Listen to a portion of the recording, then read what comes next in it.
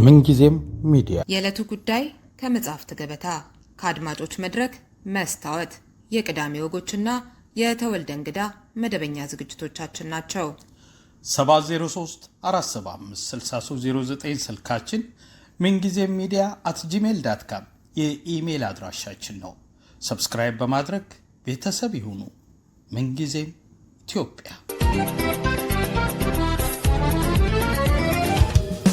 አንዱ ሲያቀብል አንዱ ሲያቀና አንዱ ሲደግፍ አንዱ ሲያጸና በየምርጫችን ስንሰማማ እኛ ሁላችን የሀገር ካስማ የኛ ሐሳብ ውሳኔያችን መሻገሪያ ማለፊያችን የጋራ ቤት መገንቢያችን የሀገር ካስማ ነው ድምፃችን ሳንጎድል ፊት ተገኝተን በአንድ ሰማይ እኩል ፈክተን ተከባብረን ተደማምጠን ደረጋችን ሰላም መርጠን ምርጫችን ነው ዋስትናችን ጥርጊያ መንገድ ለነጋችን ሰላም ጤና ይስጥልኝ። የምንጊዜም ሚዲያ ቤተሰቦች የካቲት 27 2018 ዓ.ም የዕለተ አርብ የዕለቱ ጉዳይ ፕሮግራማችን ጀምሯል። በፕሮግራማችን መግቢያ ላይ ያደመጣችሁት የኢትዮጵያ ብሔራዊ ምርጫ ቦርድ ያለፈው ረቡዕ ለሰባተኛው ጠቅላላ ምርጫ በይፋ ያስመረቀውን ምርጫችን ነው ሀገር ያለኛ የተሰኘ አዲስ ህብረ ዝማሬ ነው። ቦርዱ ከተባበሩት መንግስታት የልማት ፕሮግራም ጋር በመተባበር ያዘጋጀው ህብረ ዝማሬ አካታች ተሳትፎን ለማበረታታት ያለመ መሆኑን የቦርዱ ሰብሳቢ ሜላትወርቅ ኃይሉ በምረቃ ስነስርዓቱ ላይ ተናግረዋል። የምርጫ ክርክሮችና ሌሎች ምርጫ ነክ እንቅስቃሴዎች በተሟሟቀ ሁኔታም ባይሆን በሚታዩበት በአሁኑ ወቅት ምርጫ ሊደረግ አይገባውም የሚሉ ድምጾችም ይሰማሉ። ከነዚህ አንዱ የሆነው የፖለቲካ ተንታኙ አቶ ገለታው ዘለቀ ሰሞኑን ኢትዮጵያ የሽግግር መንግስት እንድታቋቁም የሚያስገድዱ 9 ወሳኝ ጉዳዮች የሚል ርዕስ ያለው ጽሑፍ አቅርቧል። ይህንኑ ጽሑፍ መነሻ ያደረገ ቆይታ ይኖረኛል። ርዕዮት ዓለሙ ፕሮግራሙን አዘጋጅቼ አቀርብላችኋለሁ። ከማስታወቂያው በኋላ ወደ ገለታው እንሄዳለን። የአሜሪካን ዳይቨርሲቲ ግሩፕ የሕክምና ክሊኒክ ከጤና ምክር ጀምሮ ጠቅላላ ምርመራ፣ ሪፈራል፣ የደም ምርመራ፣ የላብራቶሪና የራጅ አገልግሎት በነፃ ይሰጣል። ምን ይሄ ብቻ!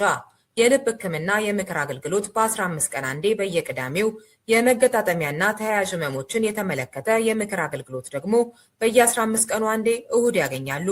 የስኳር፣ የሳምባ፣ የአጥንት፣ የአይን እንዲሁም የመስማት ችሎታን የሚመረምሩና ሌሎች የጤና ምርመራ መሳሪያዎችንም ማዕከሉ አዘጋጅቶ ይጠብቆታል።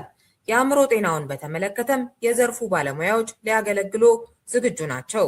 በመሆኑም ህመም ከተሰማው ወይም ሐኪም እንዲያየው ከፈለጉ ወደ አሜሪካን ዳይቨርሲቲ ግሩፕ ቅዳሜና እሁድ ከ9 AM እስከ 2 PM ባለው ሰዓት ጎራ ይበሉ። ወደ ቤቶ የሚመለሱት ታክመው ብቻ ሳይሆን ነፃ ግሮሰሪ ይዘውም ነው።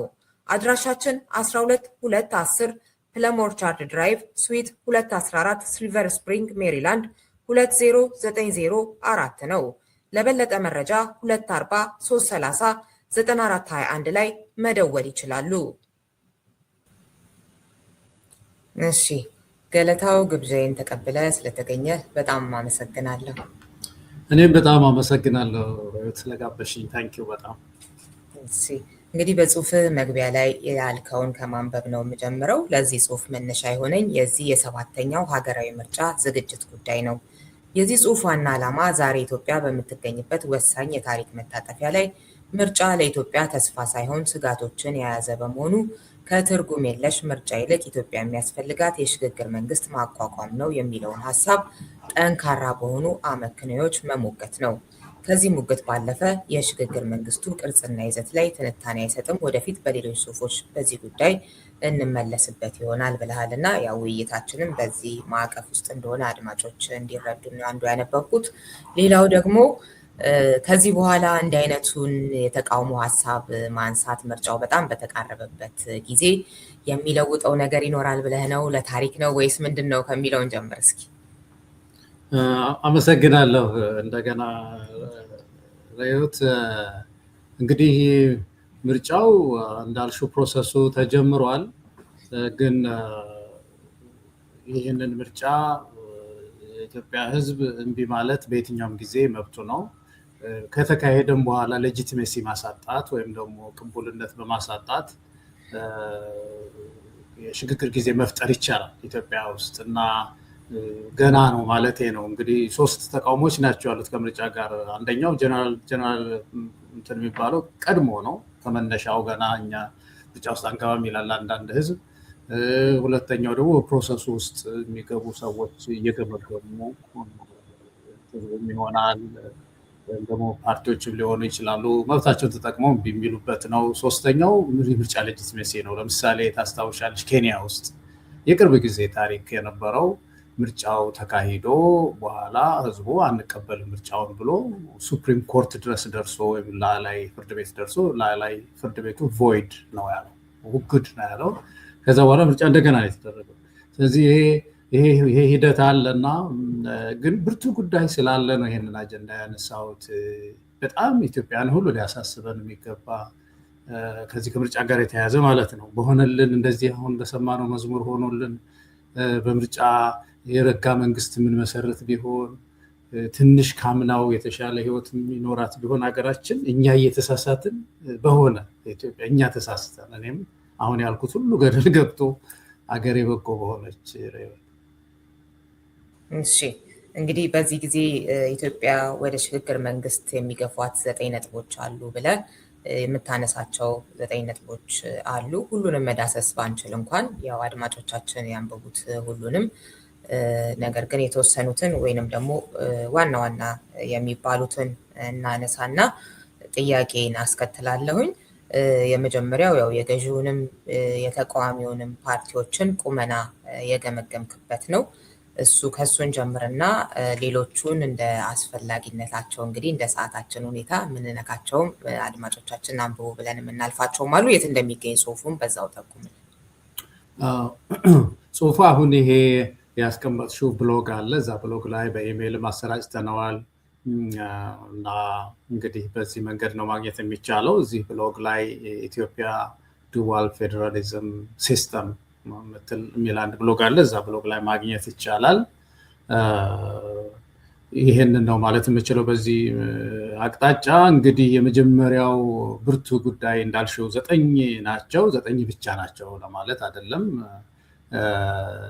እኔ ከሰዎች ጋር መክሬ በጥናት የደረስንባቸው ለማለት ነው እንጂ 9 ብቻ ላይሆኑ ይችላሉ። ብዙ አያሌ ችግሮች ሊኖሩ ይችላሉ፣ ግን ጉልህ ናቸው።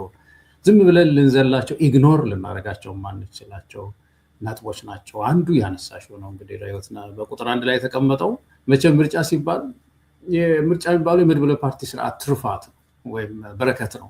መድብለ ፓርቲ ስርዓት ደግሞ የሚመርጠው ነገር አለ ማለት ነው። ህዝብ ለውሳኔ ምርጫ ማለት ዲሲሽን ነው፣ ህብረተሰብ ውሳኔ የሚሰጥበት ምዕራፍ ነው እና ለውሳኔ በደንብ የደረሱ ማቹርድ የሆኑ በተወሰነ ደረጃ ቢያንስ በአፍሪካ ስታንዳርድ ማለት ነው በጣም የበለጸገም ባይሆን ግን የተሻሉ ፓርቲዎች መፋፋት አለባቸው። ያ በኢትዮጵያ ውስጥ አለ ወይ ነው? አሁን በሁለት ከፍለን ብናየው ብዙ ፓርቲ ነው ያለው፣ ወደ 69 ፓርቲ ነው ያለው። ሁሉ ማየት ያስቸግራል። ግን ገዢው ፓርቲ በባሌም በቦሌም መቀጠሉ ስለማይቀር እሱ መጀመሪያ ተገምጋሚ መሆን አለበት። ሁለተኛው ተቃዋሚውን ጎራ ደግሞ ማንሳት ይገባናል የሚል ነው እና እንግዲህ ለተቃዋሚ ጎራ እኔም ራሴ የነበርኩበት ፓርቲ አንዳንድ ፓርቲዎች ላይ ስስ ልብ ቢኖረንም ግን ይሄ ደግሞ የሀገር ጉዳይ ነው ርዕዮት እና የሀገር የመታጠፊያ ምዕራፍ ጉዳይ ነው እና ራስንም ማየት ያስፈልጋል። እና መጀመሪያው እንግዲህ ከብልጽግና ያየን እንደሆነ ብልጽግና መጀመሪያ ከውልደቱ ጀምሮ ማየት ያለብን ይመስለኛል። 7 ዓመት አካባቢ አይተነዋል። ይህ ፓርቲ መጀመሪያ ሲመጣ እንደሚታወቀው የቄሮ የፋኖ እንቅስቃሴ በተነሳበት ጊዜ ኢህአዴግ ራሱን ማትረፍ በጣም የጨነቀው ጊዜ ነበረ። ራሱን ማትረፍ ነበረበት። እንለወጥ አንለወጥ የሚሉ ድምፆች በስተው ነበር በውስጡ። ብዙ የአክሮባት የፖለቲካል አክሮባቶችም የተሰሩበት ሸፍጥም እንዳለ የምናውቀው ነው። ግን ያም ሆኖ በግጭቶች መካከል እንግዲህ አንድ ቲም ፈጠርኩኝ ምንድነው የለውጥ ቲም ፈጠርኩኝ ብሎ የመጣ ነው። ይሄ ቲም እንግዲህ ወደ ስልጣን ሲመጣም አሁን በለውጥ ሂደት ላይ ነኝ፣ በሪፎርም ፕሮሰስ ላይ ነው ያለሁት፣ ሪፎርም እያደረኩ ነው የሚል ነገር ነው ይዞ የመጣው። እንግዲህ ይሄ ሪፎርም አንድ ፓርቲ ሪፎርም ሲያደርግ የመጀመሪያው ፕሪንሲፕል ከህዝብ ስልጣን መነሳት አለበት። ህዝብ ላይ ተቋማትን እየመራ ተቋማትን እያስተዳደረ ራሱን ሪፎርም አያደርግም። ለምንድን ነው ይሄ የሚሆነው? ሪፎርም ወይም ደግሞ ለውጥ በራሱ ግጭቶችን ይዞ ስለሚመጣ ነው። በለውጡ መካከል እንለወጣለን አንለወጥም ወዘተርፈ የሚለው ነገር በመርህ ደረጃ ነው እያወራሁ ያለሁት እና ይሄ ግጭት ስልጣን ላይ ፓርቲው ስልጣን ላይ ሆኖ ከሆነ ይህንን ሪፎርም ለማድረግ የሚሞክረው ይሄ ግጭት የመንግስት ግጭት ይሆናል፣ የሀገር ግጭት ይሆናል ማለት ነው እና አብዛኛው የታየው ነገር ይሄ ነው። እንግዲህ ወደ መጀመሪያ ላይ ደብረጽዮንን ታስታውሻለሽ፣ ይሱ እያልክ ምን እያልክ አንተን የመሰለ መሪ የለም ፐርሰናሊ አንተ ነው ሲሉ ነበረ። በየአቅጣጫው እንደዚህ አይነት የመተባበር አይነት ስሜት ታይቶ ነበረ። ቆየት ብሎ እዛው ኢህአዴግ ውስጥ በሂደት አንድ ፓርቲ እንሆናለን፣ ብልጽግና እንሆናለን፣ አንሆንም ወዘተርፈ የሚል ትርምስ ተፈጠረና ይሄ ትርምስ የመንግስት ትርምስ ሆነ፣ የሀገር ትርምስ ሆነ እና ያ ሪፎርም የፓርቲ ሪፎርም ከሸፈ ማለት ነው። ሲከሽፍ ያ ጦርነት መጣ፣ የሰሜን ጦርነትም መጣ እና ይሄ የከሸፈ ፓርቲ በክሽፈት መካከል ነው እየነዳ ያለው እስካሁን ድረስ። በጣም በከፍተኛ የፖለቲካል ክራይሲስ የሚባለው ማለት ነው። ከአማራ ጋር ተጋጨ፣ ከኦሮሚያ ጋር እንደዛ። ኦሮሚያ ክልል ውስጥ አብዛኛው ወጣት እጁን አጣምሮ በሰላማዊ መንገድ የመጣው ተጋጭቷል። ዛሬ ብዙ ቦታ መንቀሳቀስ ሁሉ አይቻልም። በየክልሉ የትግራይ ክልል የምናየው ነው እና ይህንን እዚህ ሁኔታ ውስጥ ያለ ፓርቲ አንዱ አማራጫችን ይሄ ነው ነው አንዱ እንግዲህ ለምርጫ የቀረበው እና የሚመረጠው ደግሞ የሚመረጠው ወደድንም ጠላንም ወደ ስልጣን የሚመጣው አንዱ እሱ ነው እና ይሄ ፓርቲ ቀጥል ብንለው 5 ዓመት እንደገና ቀጥል ቢባል እስካሁን የሄደበትን ጎዳና የት ነው ባቡሩ የሚደርሰው ነው? መዝለቂያችን የት ነው? ይህን ማሰብ አለብን ዛሬ ላይ ኢትዮጵያውያን የሚል ነው አንደኛው ግምገማ እና በዚህ መካከል አንዱ ችግር የሚታየው ይሄ ነው። ሁለተኛው ፓርቲዎች ናቸው። ተቃዋሚ ፓርቲዎች ከፓርቲ አንጻር ስናየው ተቃዋሚ ፓርቲ የነበርኩበትን ፓርቲ ሳይ እያደረ እየደከመ ነው የሚሄደው። በጣም አሁን በአደረጃጀት ለምሳሌ ፓርቲ ጥንካሬ በአደረጃጀት ታያለሽ፣ በርዕዮተ ዓለም ታያለሽ፣ ባላቸው ኮንስቲትዩንሲ በአቅማቸው ይለካል። በዚህ ስታይ ከህዝብ እንኳን አይገናኙም፣ አቅም የላቸውም፣ መሪዎቻቸው ይታሰራሉ። በጣም እየደከሙ የመጡበት ጊዜ ነው እና እነዚህ ፓርቲዎችም አሁን ሄደው እንደው በንበል ገበያ ሆነን ብልጽግና ደከመኝ ውሰዱ ቢል አገር ይበራሉ። በተለይ ይህንን የቀውጥ ጊዜ ተሸክመው ይህንን ክፉ ጊዜ ሲያልፉታሉ። ደግሞስ የኢትዮጵያ ምዕራፍ አሁን ያለንበት የለውጥ ምዕራፍ በአንድ ፓርቲ እንትን የሚፈታ ነው ወይ? አገሪቱ እኮ የብሔራዊ ምክክር የሚያስፈልጋት እኮ ሰፊ ናሽናል ኮንሰንሰስ የሚያስፈልጋት ናት እና ይሄ መታሰብ አለበት። የባለፈው ለውጣችን ይችን ብቻ ተናግሬ ይህንን ዘጋውና አንቺ ማስተያየት ትሰጭበታለሽ። የባለፈው ለውጣችን ትልቅ ችግር 2 ሪፎርሞች አንድ ላይ ነው የመጡት የነበሩ። አንድ የፓርቲ ሪፎርም፣ 2 ሀገራዊ ሪፎርም።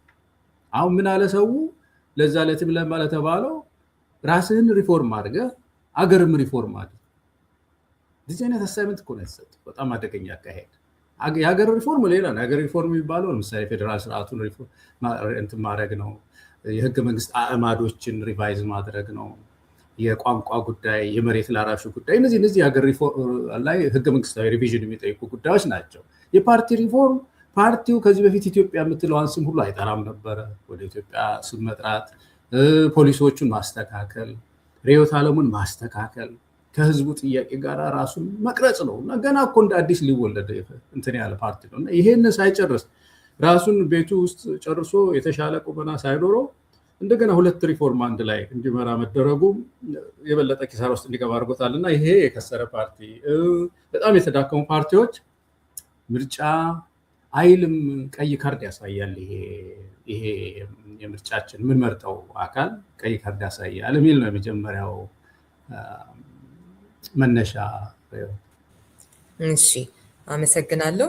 እንግዲህ ብዙውን ነገር ያው የፓርቲዎች ቁመና ጋር ተያይዞ ያልከው የምጋራ ሆኖ ትንሽ ልዩነት ያለኝ ወይም የበለጠ እንድታብራራው የምፈልገው እነዚህ የጠቀስካቸው እንግዲህ የፓርቲዎቹ ቁመና በብልጽግና በኩል የጠቀስከው አለ።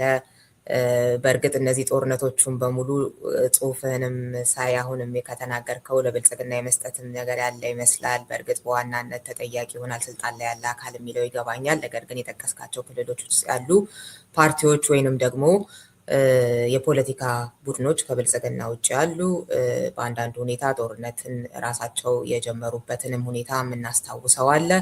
በዛም ሆነ በዚህ ኦኬ ዋና እንደመሆኑ ገዢ ፓርቲ እንደመሆኑ ተጠያቂ ነው የሚለውን ራሱ በጀመረውም ይሁን ሌሎች በጀመሩትም ምንም ጥያቄ አይኖረውም ላለመረጋጋት፣ ለሰላም። ግን እንዴት ሆኖ ነው ታዲያ የሽግግር መንግስትስ መፍትሄ የሚሆነው? ዞሮ ዞሮ የሽግግር መንግስትም የፓርቲዎች ጉዳይ ብቻ ባይሆንም ፓርቲዎችም የፖለቲካ ቡድኖችም በዋናነት የሚሳተፉበት እንደመሆኑ መጠን ብልጽግናንም ሆነ ተቃዋሚ ፓርቲዎቹን በእንደዚህ አይነት ቁመና ላይ ካስቀመጥካቸው እንደው ብዙ ደካሞች ጠንካራ ይሆናሉ ነው? ምንድን ነው ሀሳብህ? የሽግግር መንግስት እንደ መፍትሄ ስታደርግ እንደዚህ ገምገማቸው ስታበቃ እንግዲህ የሽግግር መንግስት የሚባለው እንዳልሽው አሁን ኢንክሉሲቭ የሆነ ወይም ደግሞ ሁሉን አቀፍ የሽግግር መንግስት የሚባለው በመጀመሪያ ደረጃ በሁለት ዘርፍ መነጠል ያለበት ይመስለኛል። አንዳንድ ሰው ምናልባት ሽግግር መንግስት ሲባል ተቋማት ሁሉ ፈርሰው እንደ ወታደሩም ደህንነቱም ምናምን ይመስል የፓርቲ ዊንግ የሚባለው ወይም የፓርቲ ዘርፉ ነው ኢንክሉሲቭ መሆን ያለበት። ራሱ ገዢው ፓርቲ የተካተተበት ሊሆን ይችላል። ሌሎች ፓርቲዎች በሙሉ ያሉበት እና ሲቪክ ድርጅቶች፣ ምሁራን፣ ኢትዮጵያ በጣም ብዙ ምሁራን አሏት፣ አክቲቪስቶች፣ የታጠቁ ኃይሎች፣ ዲያስፖራ ሳይቀር። ዲያስፖራ ብዙ አቅም ያለው ነው። በሀገሪቱ ጉዳይ ላይ ማይተኛ ነው። በጣም የተወሰኑ ሰዎች የሚወከሉበት በጣም አሉ የተባሉ ታዋቂ ግለሰቦች፣ የሃይማኖት ሰዎች፣ እነዚህን ሁሉ ያቀፈ ምክር ቤት ነው የሚያስፈልገው ነው እና ይሄ ወፍራም ነው የሚሆነው፣ አይቀጥንም። አሁን እንዳልነው ፓርቲዎች ብቻ ትከሻ ላይ የተንጠለጠለ ሳይሆን እነዚህን የህብረተሰብ ክፍሎች ሁሉ ኢትዮጵያ የተማሩ ልጆቿን ሁሉ ለጊዜውም ጠርታ ከያሉበት ሰብስባ ይሄንን ምክክር ማድረግ መቻላል። ይሄ ለምንድን ነው? አንደኛ ሪስክ እንትን ይቀንሳል። አንዱን ለማጥፋት ሳይሆን አገር በማዳን ላይ ፊውቸራችንን በማስተካከል ላይ በኋላ እንመጣበት ይሆናል። ይሄ አካባቢያዊ የሆኑ ለውጦች በተለይ ከመካከለኛው ምስራቅ የሚነሱ ሱዳንን ያፈረሱ የመንን፣ ሊቢያን ያፈረሱ ችግሮችም ወደ ሀገራችን እንዲመጡ ከፍ ብሎ ማሰብ ያስፈልጋል እና ይሄ ጉዳይ አዳኝ ነው፣ ወፈር ያለ ነው የምለው የሚያካትታቸው ኃይሎች ብዙ ናቸው የሚል ነው ርዕዮት እንጂ ፓርቲዎችን ብቻ ቢሆንማ ምናልባት የፓርቲዎች ጥምረት አይነት መንግስት ወይም ኮአሊሽን ጋቨርንመንት የሚባለው አይነት እኮ ይታሰብ ነበር። እሱም ሴቪየር አይደለም በዚህ ሰዓት በጣም አዎ፣ ቅድም እንዳልኩት የፓርቲዎች ጉዳይ ብቻ አይደለም። ልክ ነው። ሽግግር መንግስት ግን ዋና ናቸው። የፖለቲካ ኃይሎች አሉት። ዞሮ ዞሮ በፓርቲም ደረጃ ያሉ ይሁን ወይንም ደግሞ በተለያየ አይነት መንገድ ያሉ የፖለቲካ ቡድኖች እና ሌላው አካል ያው አቅምም ያለው እነዚሁ ጋር ስለሆነ ማለት ነው፣ ከታጣቂም ኃይል አንጻርም ጭምር ካሰብ ነው ማለት ነው እና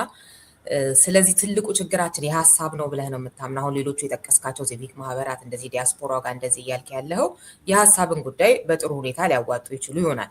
ነገር ግን ይሄ ሌላው ያንን ወደ ተግባር ለመውሰድ የሚያግዘውን ሪል የሆነውን ኃይል የያዘው ሌላው እስከሆነ ድረስ ይሄኛው ችግራችን ስለሆነ ነው ብለህ ነው የምታስበው? በደንብ የሀሳብ ጉዳይ ፓርቲ በመሰረቱ በሽግግሩ ጊዜ ፓርቲዎች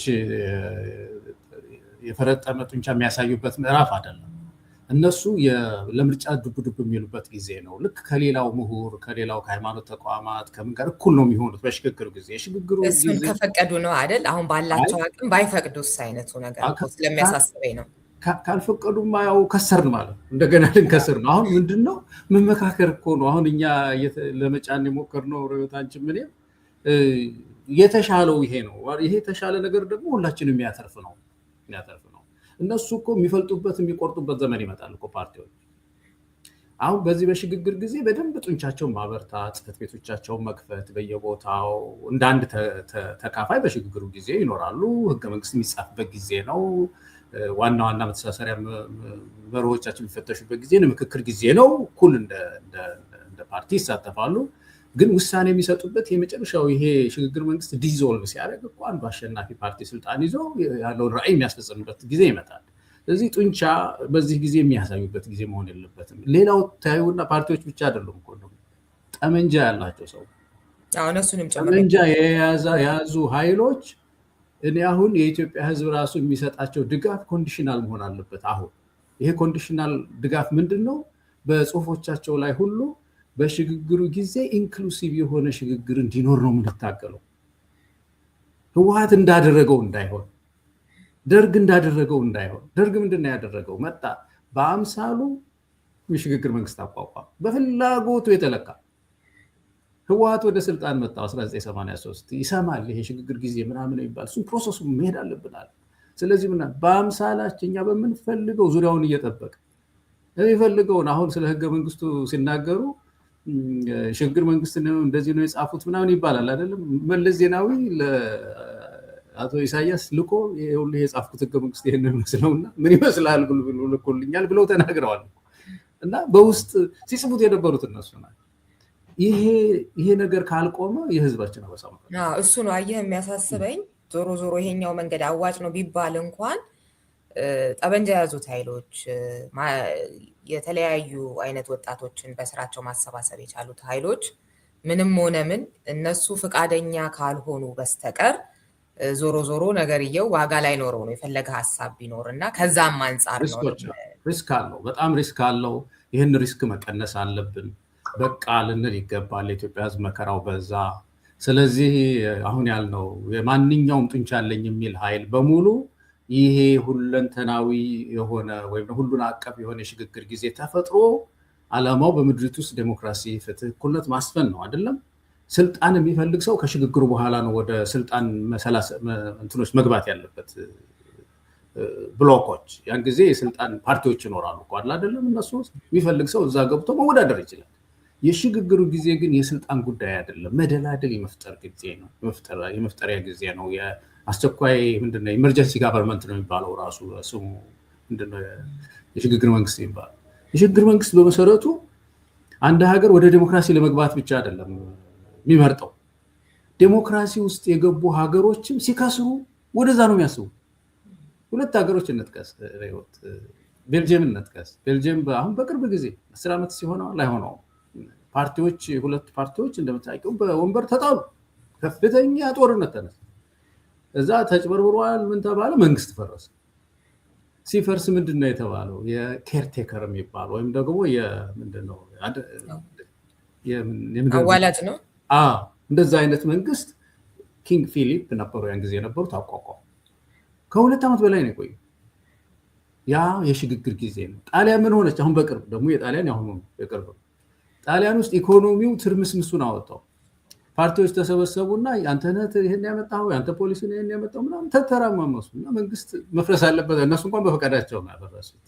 መቀጠል አንችልም አሉ። በዚህ መካከል ጣሊያንን የሚያክል ትልቅ ሀገር ኢኮኖሚው ወዚህ። ስለዚህ ምን እናደርግ? ጋቨርንመንት ኦፍ ቴክኖክራትስ የሚባል የሽግግር ጊዜ እንፍጠር አሉ እና የክፉ ጊዜ ማለፊያ እንትን ነው ምንድነው መታጠፊያ ምዕራፍ ነው።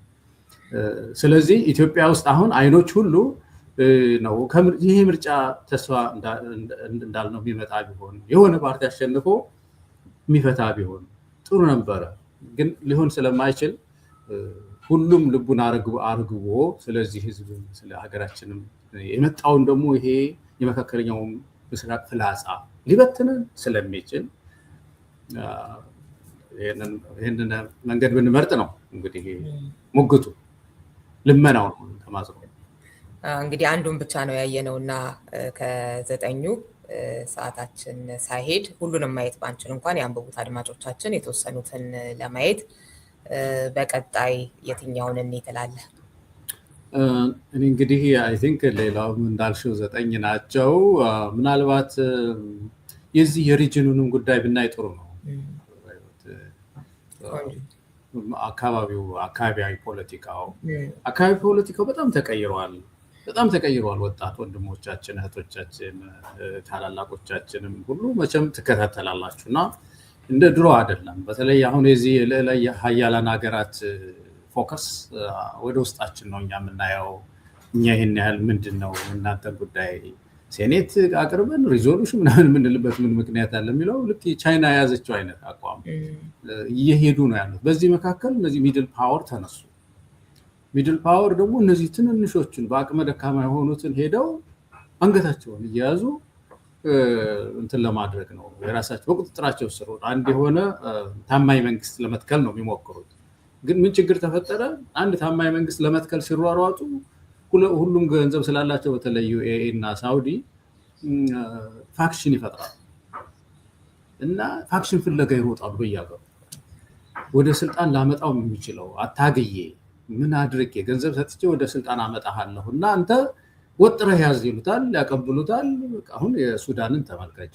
እንደዚህ ነው። የሁለት ኃይሎች ጦርነት ነው ሱዳን ውስጥ ያለው። ሱዳን ፈረሰች ተመልካቸው። በየሀገሩ የየመን፣ የሊቢያ፣ የሶሪያን ሁኔታ ያየ እንደሆነ ስቴት ፈርሷል በየቦታው እና ይሄ ጦር ወደ ኢትዮጵያ ውስጥ መጥቷል። አሁን ቤንሻንጉል ጉሙዝ ውስጥ ራሱ እንኳን ማሰልጠኛ ብዙ ዓለም አቀፍ ተቋማት ሁሉ ዘጋው እና እዚህ ውስጥ ኢትዮጵያ እየገባች ሲሆን ይሄ ጦር እንዳያፈርሰን እንደ ሱዳን እንዳያደርገን ይሄን ሪስክ መቀነሻው ዘዴ ምንድን ነው? በዚህ ሰዓት አሁን ምርጫ ነው ወይ? አሁን ምርጫ ውስጥ ገብተን ብልጽግና አሸንፈዋል ብሎ በማግስቱ እንትን ማድረግ ይሄንን ችግር ይቀንስልናል አይቀንስልንም?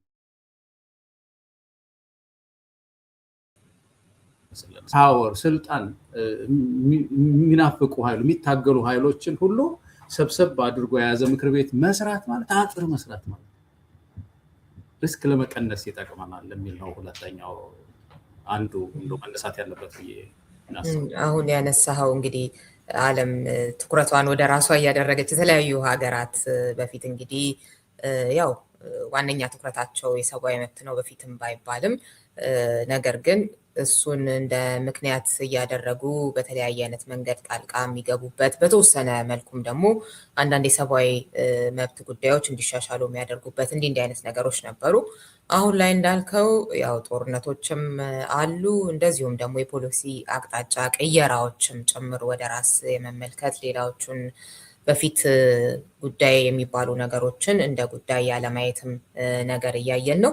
እንደዚህ አይነቱ ነገር በአንድ በኩል አሁን እንደጠቀስከው ችግር ሲሆን፣ በሌላ በኩል ደግሞ የበለጠ የእውነት እንዲወያዩ እንዲደራደሩ የውጭ ኃይልን ተስፋ እንዳያደርጉ የሀገር ውስጥ ኃይሎችን ያደርጋል። ስለዚህ ከዚህ አንጻር ጥሩም ነው ብለው የሚያዩ ሰዎች አሉና እንዴት ታየዋለህ?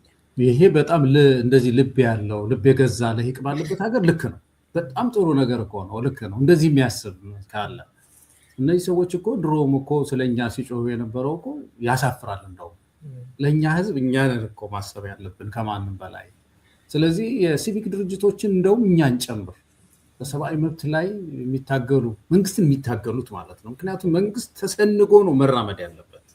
ይሄ የዲሞክራሲ ጽንሰ ሀሳብ ዋና መነሻ ነው። ብቻውን እንደፈለገው መሄድ አይችልም፣ መለጎም አለበት። አንዱ ለጓሚ ህገ መንግስት ነው። ግን ከዛ ባሻገር ሲቪክ ድርጅቶችና ሚዲያ እነዚህ ተቋማት የበለጠ እንዲደራጁ ካደረግን ህዝባችን ከፍትህ እንጀራ ይጠግባል የሚሉ ድምፅ እንዲነሳ ሊያደርግ ይችላል እና ይህንን እድል መጠቀም እኔ ያለብን የሚለውን ነገር ገዘዋለሁ በጣም። ግን በተገላቢጦሹ ደግሞ ያለው አስተሳሰብ ዝም ብሎልኛል እባክህ ዝም ብለህ ጨቋይ ልሆን የበለጠ የሚለው ነው የሚያሳስበው እንጂ ይሄኛው ያንቺ ያልከው ሀሳብ እንዴት ጥሩ ነበር ማለት ነው። እሺ ወደ ሌላኛው ደግሞ እንሂድ። እንግዲህ በርካታ የምትጠቅሳቸው አሉ። እነዚህ ሁለቱን አንድ ላይ ምናልባት ማየት የምንችለው ይመስለኛል። አሁን ከውጭ ጣልቃ ገብነት ለመጠበቅ እና ብሔራዊ ጥቅማችንን ለማስከበር ብለህ የምትጠቅሰው በአፍሪካ ቀንድ ላይ ደቃቃ ሀገሮችን ለማዋለድ የሚደረገውን ጥረት ለመመከት እያልክ የምትጠቅሰዋል እና ቅድም ካልከው ጋር የሚገናኝ ይመስለኛል። እሱ ላይ ትንሽ የምጨምረው ካለ ጨምረው ወደ ሌላ ነጥብ እናልፋለን። አሁን አፍሪካ ቀንድ ላይ ሲጠና ባለፈው ወደ 10 የሚደርሱ አገር የመሆን እንቅስቃሴዎች አሉ። ሶማሌ ብቻ እንደምታውቂው ፑንትላንድ፣ ሶማሌላንድ ያው ሀገር ሆና ያለው በአይናት እሷ። ሌላዋ ደግሞ አለች ሶማሌ ውስጥ ከፑንትላንድ ሌላ እንዳ ስቴት አለች። እሷም እንደዚሁ ተነጥያለሁ ብለው መግለጫ ያወጡበት ሁኔታ በምክር ቤቶቻቸው ውሳኔ የወሰኑበት ሁኔታ ነው እና ሶማሊያን በአጠቃላይ ያየን እንደሆነ ካሉት 6 የፌዴራል ስቴቶች ውስጥ በህገ መንግስቱ 6 የፌዴራል ስቴት አባላት አሉ ነው የሚባለው። ሶስቱ የሉም ማለት ነው። እንግዲህ 3-4 ሀገር የመሆን አዝማሚያ ነው ያለው ማለት ነው። እያደር እየጨመረ ነው የሚመጣው። ይሄ ሱዳን አካባቢ የምናየው ነው። እንግዲህ የመጀመሪያ ሱዳን እንደነበረች 2 ሀገር ሆኑ። ከዛ አሁን ሱዳን ውስጥ ያለው ሰሜን ሱዳን ማለት ነው ያለው ክፍፍል ወደ 3 ሀገር የሚያመራ ይመስላል ነው የሚሉት ተንታኞች። በቀላሉ ታርቆ አንድ ጠንካራ ሰሜን ሱዳን ላይ መሰረት ይችላል ነው። ደቡብ ሱዳን ውስጥ የናት ሙቭመንት ይባላል። እዚህ እስከ ጋምቤላ እኛንም የሚያገኝ ማለት ነው አካባቢ የኑየሮች ንቅናቄ የሚባለው የኑየሮች ሀገር መሰረታለን የሚሉት ማለት ነው። እሱን ይዘሽ ሱዳን ሳውዝ ሱዳንም ወደ 2 አካባቢ እንደዚሁ ሀገር የመሆን ንቅናቄ አለ። ኢትዮጵያ ውስጥ ማንክዳቸው አሉ ንቅናቄዎች። በህገ መንግስታችንም እንደውም ኢትዮጵያ ውስጥ ሀገር የመሆን መብት ነው ነው። ስለዚህ በጣም ይሄ አዳዲስ ሀገር የመፈጠር ፍላጎት አለውና ይሄ የውጭ እጅ አለበት ነው። ምክንያቱም የውጭ ኃይሎች ደቃቅ ሀገራትን ይፈልጋሉ።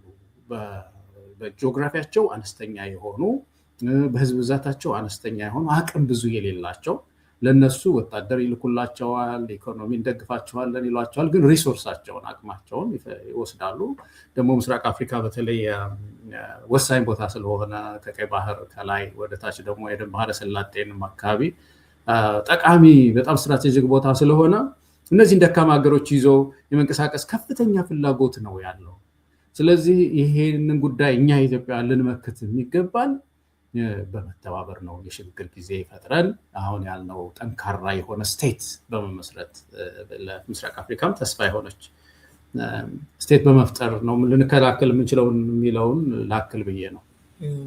እሺ፣ ከዛ ደግሞ በተለየ ሁኔታ ያለውን አተያይ አሁን ካልከውኒ እና እንደውም ጠንካራ መንግስት እንዲሆን የተለያዩ ጫናዎችን በመቀነስ እንደዚሁም ደግሞ የሰብአዊ መብት ጥሰቶችን እና ሌሎች ግፎችን እንዳይፈጸሙ ደግሞ ሰብሰብ ብሎ ጫና በመፍጠር ነገር ግን መንግስት ጠንካራ እንዲሆን ነው እንጂ በእንደዚህ አይነቱ የዓለም ሁኔታ ላይ ማገዝ እንደውም የበለጠ የሽግግር መንግስትን የመግፋት ጉዳይ የበለጠ አይደለም ወይ ወደዛ ወደ መፈረካከስ አሁን ወዳልከው ወደሚፈራው ነገር የሚወስደን? ለምን በቀላሉ ሰዎችን ማነሳሳት የሚችሉበት ስልካቸውን ተጠቅመው አይነት ሁኔታ የሽግግር መንግስት የሚባለው ወዲያው ብትንትኑ ሊወጣ የሚችልበት አይነት ነገር።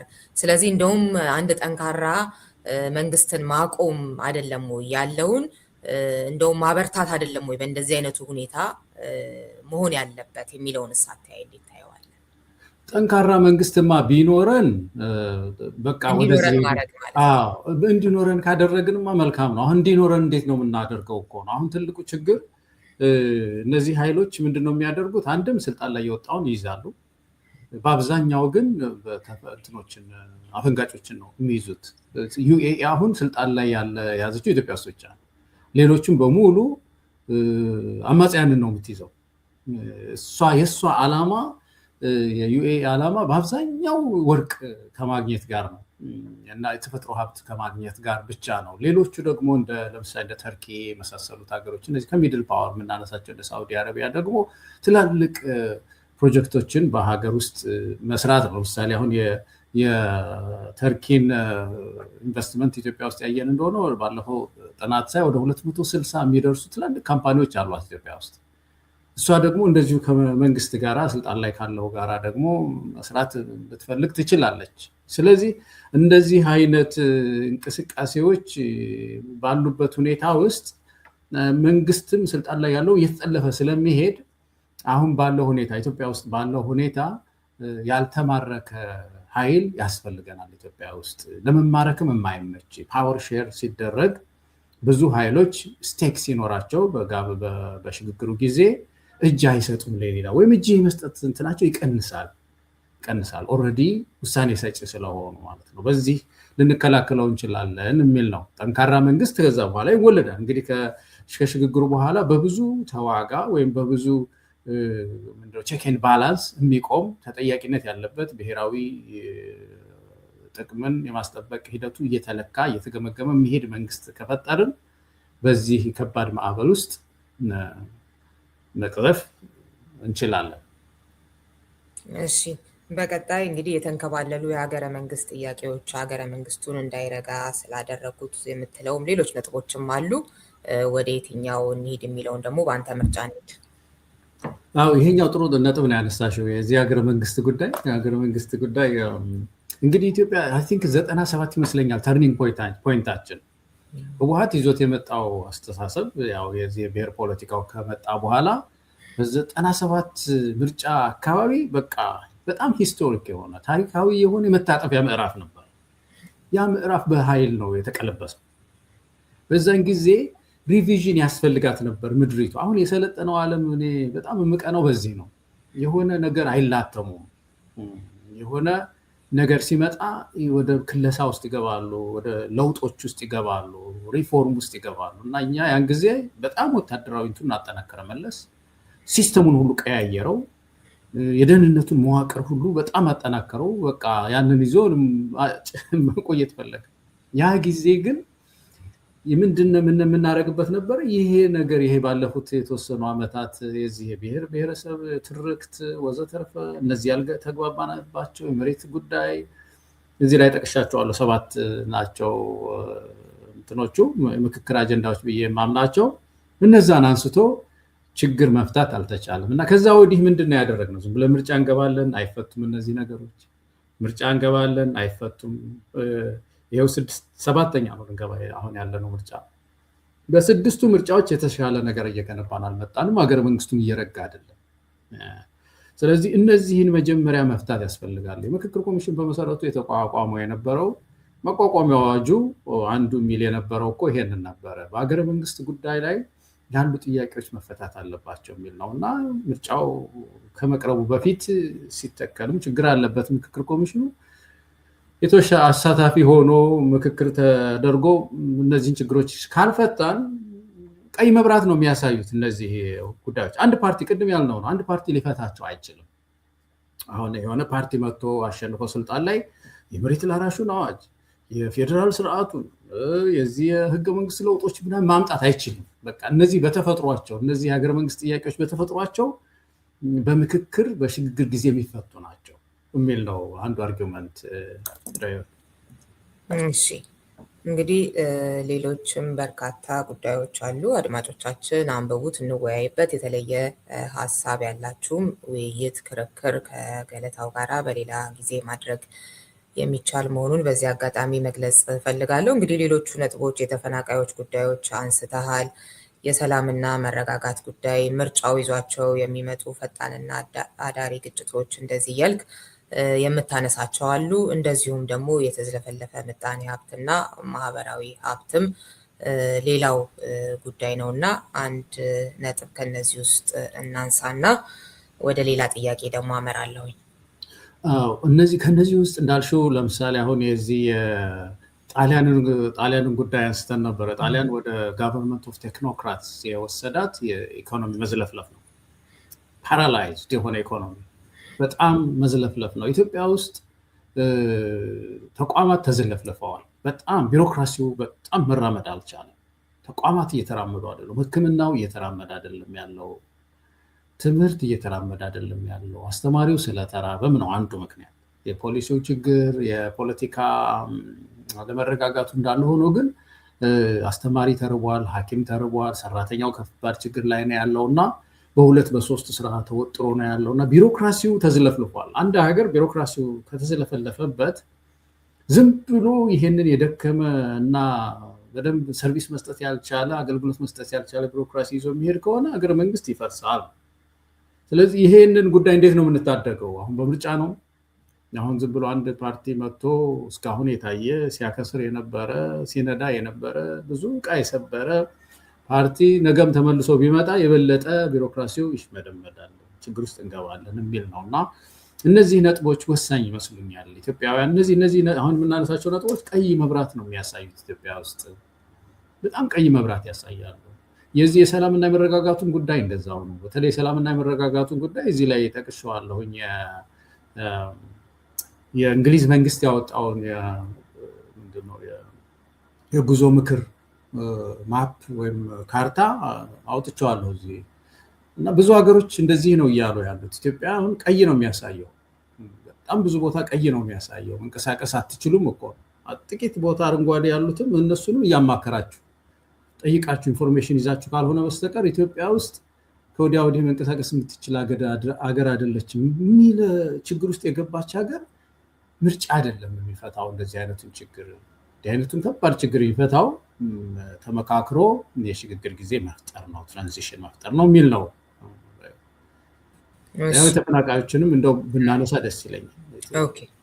ተፈናቃይ ጉዳይ በጣም ሲሪየስ ነምበር 1 መሆን አለበት። እንደው 4 ሚሊዮን ነው አሁን ጥናቶች አይደለም የሚያሳዩት፣ መቼም ትከታተያለሽ በጣም እና ትግራይ ውስጥ ያሉ፣ አማራ ክልል ውስጥ ያሉ፣ ደቡብ ያሉ፣ ኦሮሚያ ክልል ውስጥ ያሉ ወደ 4 ሚሊዮን ይደርሳሉ እና ሶማሊያ አካባቢ ያሉ እነዚህ ድንኳን ውስጥ ነው ያሉት። አንዳንዶቹ 5 ዓመታቸው እዛ ውስጥ ቤታቸው ሆኗል። እነዚህ ሰዎች ባለፈው መረጡ የተባሉት ሰው ማያውቃቸውም፣ እነሱ ማያውቁትም፣ ያን ቀበሌ ትተውታል የሉ።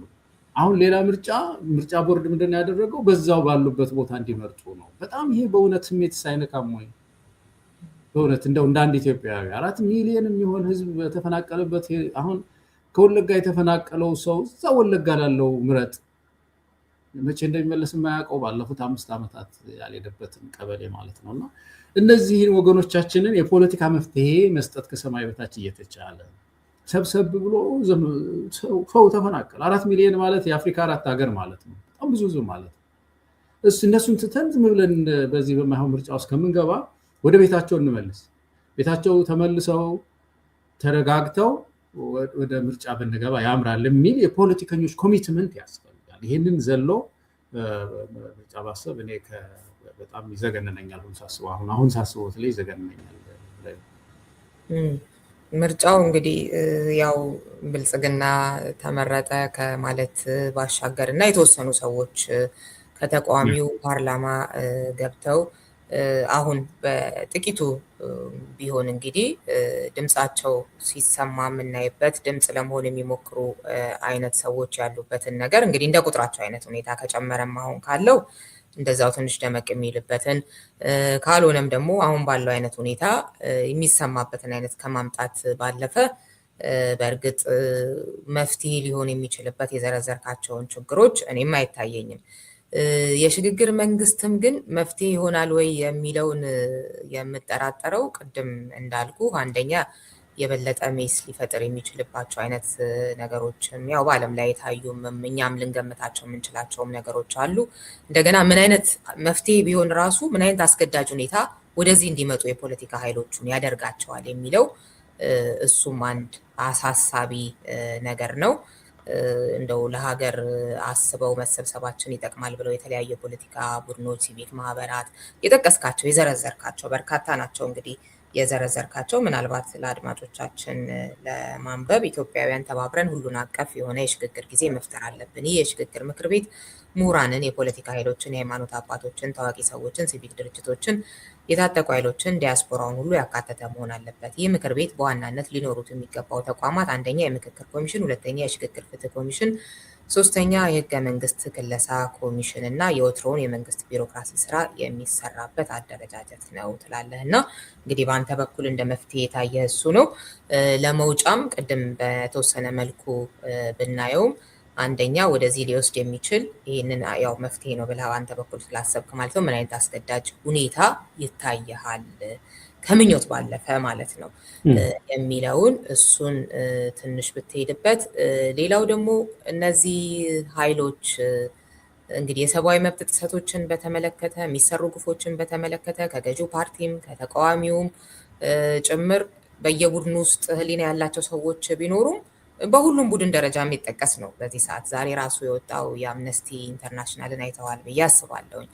authorities must investigate sexual violence, summary killings and torture by OLA fighters ይላል እና እንግዲህ የኦሮሞ ነጻነት ሰራዊት ተዋጊዎች በሴቶች ላይ የሚፈጽሙትን የቡድን ጾታዊ ጥቃት እንደዚሁም ደግሞ አሰቃቂ የሆኑ የተለያዩ ግፎችን የያዘ ሪፖርት ነው እና እንደው በእንደዚህ አይነቱ ሁኔታ ነው ስለሚሰባሰቡት ኃይሎችም ሳስብ ያልካቸውም ሌሎችም ስለሚገቡባቸው ካልሆነ በስተቀር ቀላል የማይባል ቁጥር ያላቸው ተቃዋሚ ነን ባዮችም ምን አይነቶች ናቸው የሚለውን እያየን ባለንበት ሁኔታ እንደው የበለጠ ቀውስ አይመጣም ወይ የሚለውንም ትንሽ ብትሄድበት ደስ ይለኛል። ጥሩ ነጥቦች ነው ያነሳሽው ርዕዮት። ያንቺም ስጋት የብዙ ሰዎች ስጋት የኔም የራሴም ስጋት ነው።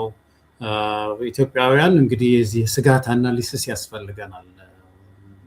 ስጋቶች አሉብን፣ ብዙ ስጋቶች። እነዛን ስጋቶች እንዴት ነው የምንቀርፋቸው ደግሞ የሚል ደግሞ ነገርን ማስቀመጥ ይኖርብናል እንጂ ብዙ ስጋቶች አሉ። እውነት ነው።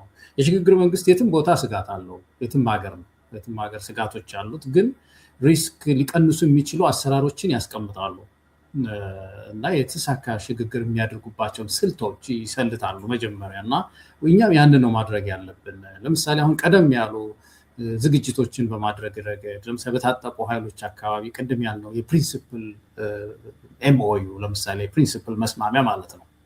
እነዚህ መስማሚያዎች ትግላችን ሁሉ ሄዶ በእኔ አምሳል የሚቀረጽ የሽግግር መንግስት ለመፍጠር ሳይሆን ኢንክሉሲቭ የሆነ ሽግግር ለማምጣት ነው ብለው ጽፈው ማስቀመጥ፣ ከሌላው ጋር እንደዚህ ኤምኦዩ መፈራረም፣ ይሄ ህዝቡ ዘንድ ያድራል አይደለም። አሁን ይህን የተላለፉ እንደሆነ ህብረተሰብ ሌጂቲሜሲ አይሰጣቸውም። ስልጣናም ላይ ሄደው ቢቆናጠጡ ሌላ ትግል ነው የሚቀጥልባቸው፣ ህዝብ ይነሳባቸው። እንደዚህ አይነት ነገር የተጠላለፉ አሁን ምንድነው በጣም ኮምፕሊኬትድ ለሆኑ ችግሮች ኮምፕሊኬትድ የሆኑ መፍትሄዎች ያስፈልጋሉ። ሲምፕል መፍትሄ አይደለም። አሁን የአብይ መደመር እንትን የሚለኝ እሱ ነው። በጣም ለተወሳሰበ መፍትሄ ዝም ብሎ ሲምፕል መደመር አይበቃም። ትንሽ የተወሳሰቡ መፍትሄዎች ያስፈልጋሉ። ስለዚህ በዚህ ደረጃ ኢትዮጵያ ልጆች አሏት ብዙ የሚያስቡ ልጆች እንዳሉ አውቃለሁ። ሰብሰብ እየተሰባሰቡ ይሄ መፍትሄ መፈለግ ነው። እዛ ባሻገር ግን የዚህ የኢንሴንቲቭ ጉዳይ ወደ ሽግግር የሚወስዳቸው ኢንሴንቲቭ አለ ኢትዮጵያ ውስጥ። አንዱ አሁን ቅድም ያነሳነው ነገር ምንድነው? ቅድም ያነሳሻቸው የሽግግሩ ጊዜ የሚቋቋሙ እንትኖች አሉ፣ ተቋማት። በዋናነት የሽግግር ፍትህ ጉዳይ አንድ ዝም ብሎ ደም ፈሶ ሁሉ እንትን አልቆ ሌሎች ሀገሮች እንደታየው አይነት በካሳ ላይ በተለይ ያተኮረ ምክንያቱም ይሄ ወንጀለኛ የመቅጫ እንትን 100 ዓመት ነው እንደምታውቂው። የፍርድ ቤት መመላለሱ ራሱ ሰውየው በህይወት እያለም ፍትህ ላይ ይችላል በዛ መስመር እና ሌሎች በፍጥነት የሚከናወኑ የካሳ ስርዓቶችን ቶሎ ዘርግቶ ህዝባችን እንዲካስ ማድረግ የሚደረግበትን ኢንሴንቲቭ ማሳየት እንግዲህ ለህዝብ የተነሱ ኃይሎች ስለሆኑ ማለት ነው። ከዛ ባሻገር የፓወር ሼሪንጉ በምትመጣው ኢትዮጵያ ላይ በኢትዮጵያ ፊውቸር ላይ እኔ ብቻ አይደለሁም የምወስነው፣ ቱጌዘር በጋራ የምንወስንበት ነው። ህገ መንግስት የምንተክልበት ምዕራፍ ነው። ስለዚህ ነው የሚለው ይሄ ለህዝብ የሚታገል ሰው ሁሉ የሚያሸንፈው አሸናፊ ሀሳብ ነው፣ ኢንሴንቲቭ ይሆናል ይሄ የሚል ነው። አሁን እኮ ትልቁ ችግር የአብይ አህመድ ወደ ስልጣን ሲመጣ ምንድን ነው ያለው? ሽግግር መንግስት አያስፈልግም ጀስት ትረስት ሚ ይላል እና እኔ ልመኑኝ እንዴ! ይሄ የማመን ያለማመን ጉዳይ አይደለም። የማመን ያለማመን ጉዳይ ይሄ ያንተ ቢዝነስ ተቋም አይደል። ይሄ ጉዳይ የጋራ የኢትዮጵያ ጉዳይ ነው እና አብረን የሆነ ነገር እንቅረጽና መንገድ እናዘጋጅ እንደማለት ተቃዋሚ ሁሉ ምን አደረገ? ስለዚህ በጣም ጎበዝ አብይ አህመድ። ስለዚህ ምን አድርጋሉ? ቅድም ያልነው ነው። የፓርቲ ሪፎርሙን ማንተው ያዘው፣ የኢትዮጵያ ሪፎርሙን ማንተው ያዘው፣ ፈረሱም ያው የተባለበት ሁኔታ ነው ያለው እና ያ ከዛ ስህተት የምንማርበት ጊዜ መምጣት ያለበት ይመስለኛል። ከዛ ባሻገር ግን በኢትዮጵያ ልሂቃን ላይ ተስፋ አለኝ በጣም አሁን ባለው ሁኔታ። እነዚህ አልፎ የሚኖሩ ሽብሮች ከስርዓት ችግር ጋር የተያዙ ናቸው። እንግዲህ አንድ የመንግስት ኮንትሮል ባጣበት ሀገር ኦፖርቹኒቲስ የሚባሉት እድሎች፣ የስራ እድል በጠፋበት ሀገር፣ የኢኮኖሚ ችግር ባለበት ሀገር ውስጥ ዘረፋ፣ በዚህ በስርዓታዊ ሽብሩ ውስጥ በስርዓት ክፍተቱ ውስጥ መዓት እንቅስቃሴዎች ሊኖሩ ይችላሉ። እነዛ ሁሉ የዚህ የታጋዮቹ ምንድነው ፐርሰናሊቲ ነው ወደሚል ድምዳሜ ከሄድን እኔ እሱን አላምንም። እንደዛ አይደለም። በየስርዓቱ ውስጥ እንደዚህ አይነት ክፍተቶችን እየተፈጠሩ የሚደረጉ ዘረፋዎች ሊኖሩ ይችላሉ። እነዛ ክፍተቶች ለብቻቸው ተነጥለው መታየት አለባቸው ብዬ አስባለሁኝ እና ከዛ ባሻገር ግን እነዚህ ኃይሎች ተጣምረው የሽግግር ጊዜ ፈጥረው የሚሄዱበት በታሪክም የታየ ልምድ አላቸው ማለት ፈቃዳቸውን አይተናል። ይሄ ፖለቲካል ዊል የምንለው አይተናል። የአብይ ጊዜ ስንወስድ ከዚህ በፊት አንስተናል ከአንቺ ጋር ስንወያይ። አብይ አህመድ ወደ ስልጣን በመጣበት ጊዜ እኮ ጠመንጃ ያላቸው ጠመንጃ ጥለው፣ በጣም አክራሪ ናቸው የሚባሉት አክራሪነታቸውን ትተው እኮ በሙሉ ቤተመንግስት እኮ ነው የተገኙ። ግማሾቹ ሆቴል ተከራይተው 40 ዓመት ያልገቡ ኢትዮጵያውያን በሙሉ በኢትዮጵያ ታሪክ ውስጥ የለሂቅ ክፍፍል ወደ ዜሮ የተጠጋበት ጊዜ ያ ጊዜ ነበር፣ ያ ወር ነው። ያንን ወር እኮ ነው ወደ ፖለቲካ ካፒታል መቀየር ያልተቻለው። ያንን ወር ያልተቻለው በጣም እኮ የተቃጠለ ጊዜ ነው። በጣም ሳስበው ያንን የሽግግር ምክር ያኮ ነበር መታችኋል አይደል? እንትና ባለፈው እኮ ስትወቅሰኝ ነበር። አንተም እኮ መተህ ነበር። አንተ ጥሩ የመሳሳቅ ጊዜ ነበር አስታውሳለሁ። ያ ጊዜ ምንድነው? የምን ወር ነበር? የኢትዮጵያ አበባ ጊዜ እኮ ነው። የሽግግር የአበባ ጊዜ ተሰብስበው ወዲያውኑ የምክክር ኮሚሽን የሚባል ኮሚሽን ይባል ስሙ ችግር የለውም። የህገ መንግስት ሪቪዥን ኮሚሽን እዛው እንደዚህ መሰረታዊ እንትን አድርጎ የሽግግር ፍትህ እዛው አድርጎ ወደ ምርጫ መራመድ ሲቻል በትንትናቸውን ምንድነው የአብይ ፋሽን የነበረው? ማቀፍ እና ራት መጋበዝ፣ ቤተ መንግስት በቃ የሄዱ እና በየሎጁ ያዞሩ አሳይቶ መልቀቅ። ተበተነ የኃይል ተበትኖ አሁን በየቦታው ምሽጉን ይዞ አንዳንዱ በሚዲያ የተዘጥዘዋል፣ አንዳንዱ ታጥቆ የተዘጥዘዋል፣ አንዳንዱ ተደራጅቶ የተዘጥዘዋል። እረፍት ነው የነሳው ይሄ መንግስት። ስለዚህ በዚህ ውጥረት መካከል ደግሞ እኔ የፈለገውን አምጡ፣ በሰማይ በድሮን በምድር በታንክ ማዕከላዊ መንግስት ተቆጣጣሪ ያለው የሚደግፈኝ አለ፣ የፈለከውን አምጣ ብሎ ነው ያለው። ይህ ውጥረት ማን ነው አያተርፍም። ከሁሉ በላይ ምንድነው? ህዝባችን ተጎዳ፣ ህዝባችን አለቀ፣ በረሃብ ተጎዳ። ስለዚህ እንደው በተቻለ መጠን ሪዮት ይሄንን ምድል ስለሰጠሽኝ በጣም ነው የማመሰግነው። ወደዚህ ማዘንበል ወደ ሽግግር አሬንጅመንት ነው። የሽግግሩ ቅርጽና ይዘት እኔ አያሳስበኝም። ማዕት አይነት ዘዴ ነው ያለው፣ ብዙ አይነት ዘዴዎች ናቸው ያሉት።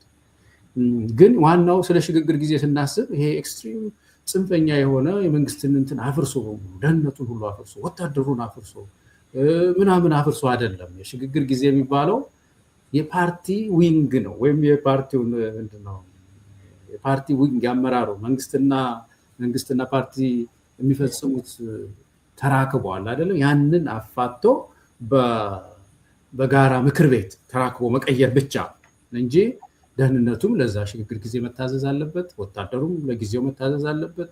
መናቆር የለም እና ይዛ ወደ ምርጫ መግባት ይሄንን ከምኞት የሚቀይረው የኢትዮጵያን ትግል ነው። ግን በጣም ማምነው ነገር ሪዮት ኢትዮጵያ እኮ ወደ ሽግግር መግባቷ እኮ አይቀርም። ይሄ ምዕራፍ እኮ የግድ ነው። የማናልፈው ምዕራፍ ነው። በቃ ልናልፈው የማንችለው ምዕራፍ ኢትዮጵያ ውስጥ ተደቅኗል። ግን መቼ ነው የምንገባው? ብዙ ዋጋ ከፍለን ከዚህ በላይ ብዙ ዋጋ ከፍለን ነው የምንሄደው ወይስ እስካሁን የተከፈለው ዋጋ ይበቃል ብለን ዛሬ ወደ ማስተዋል ተመልሰን ነው? ይሄ ነው ትልቁ ጥያቄ የሚመስለኝ። እሺ፣ አመሰግናለሁ ገለታ። እኔም እጅግ በጣም አመሰግናለሁ ሪዮት፣ እንደሁል ጊዜው በጣም ታንኪዩ። እሺ፣ አድማጭ ተመልካቾቻችን ከአቶ ገለታው ዘለቀ ጋራ ያደረግነው ውይይት ይህንን ይመስል ነበር። በሌላ ፕሮግራም ደግሞ ከሌላ እንግዳ ጋር ቆያችኋለሁኝ። ማስታወቂያ ጋብዣችሁን እንሰነባበታለን። አሜሪካን ዳይቨርሲቲ ግሩፕ የሕክምና ክሊኒክ ከጤና ምክር ጀምሮ ጠቅላላ ምርመራ፣ ሪፈራል፣ የደም ምርመራ፣ የላቦራቶሪና የራጅ አገልግሎት በነፃ ይሰጣል። ምን ይሄ ብቻ! የልብ ህክምና የምክር አገልግሎት በ15 ቀን አንዴ በየቅዳሜው፣ የመገጣጠሚያና ተያያዥ ህመሞችን የተመለከተ የምክር አገልግሎት ደግሞ በየ15 ቀኑ አንዴ እሁድ ያገኛሉ። የስኳር፣ የሳምባ፣ የአጥንት፣ የአይን እንዲሁም የመስማት ችሎታን የሚመረምሩና ሌሎች የጤና ምርመራ መሳሪያዎችንም ማዕከሉ አዘጋጅቶ ይጠብቆታል። የአእምሮ ጤናውን በተመለከተም የዘርፉ ባለሙያዎች ሊያገለግሎ ዝግጁ ናቸው። በመሆኑም ህመም ከተሰማው ወይም ሐኪም እንዲያየው ከፈለጉ ወደ አሜሪካን ዳይቨርሲቲ ግሩፕ ቅዳሜና እሁድ ከ9 AM እስከ 2 PM ባለው ሰዓት ጎራ ይበሉ። ወደ ቤቶ የሚመለሱት ታክመው ብቻ ሳይሆን ነፃ ግሮሰሪ ይዘው ነው። አድራሻችን 12210 ፕለም ኦርቻርድ ድራይቭ ስዊት 214 ሲልቨር ስፕሪንግ ሜሪላንድ 20904 ነው። ለበለጠ መረጃ 240 330 9421 ላይ መደወል ይችላሉ።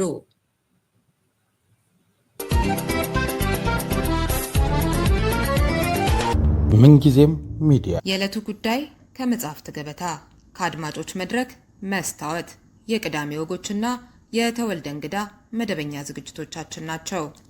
703-475-6309 ስልካችን፣ ምንጊዜም ሚዲያ @gmail.com የኢሜል አድራሻችን ነው። ሰብስክራይብ በማድረግ ቤተሰብ ይሁኑ። ምንጊዜም ኢትዮጵያ።